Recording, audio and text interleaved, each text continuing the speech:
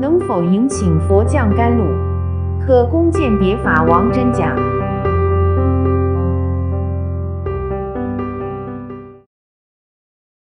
关于第30多节羌佛佛号的说明。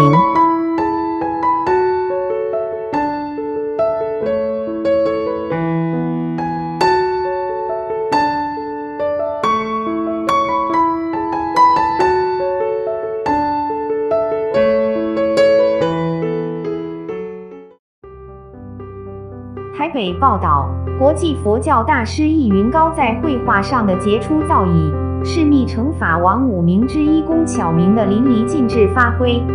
根据密乘佛书《金刚密鉴》记载，法王是万法之王，真正的法王是佛陀或12地以上大菩萨再来，必须具足2世德相，即出世德相、入世德相。入世德相为显密具通，5名圆满。所谓的显密具通，指的是通达显教经律论3藏，密教的一切法，3密的修持也都要懂。5名圆满指的是声明、一方明、音明、内明和工巧明，绝对要圆满无缺。其中的工巧明就是艺术、工艺。至于出世德相，是指具足于坛场展现神通法力的5部内密大灌顶。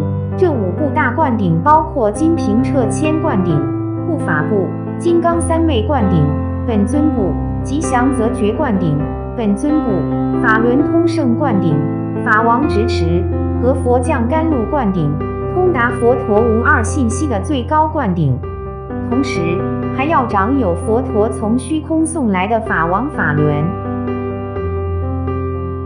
如何鉴别法王的真假？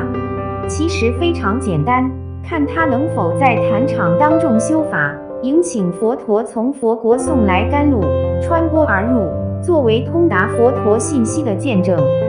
否则就是假的，见貌、僭越法王封号。不过世外有高人，当今女法王阿王洛布帕姆、金刚亥姆就有本事，能够迎请佛降甘露。日前世界级的佛法政协研讨会闭幕后，他就宣布将迎请佛降甘露作为研讨会的贺礼。全球法王何其多，但真正具足经教规定及铁案师资所定的法王条件者，可说是寥若晨星啊。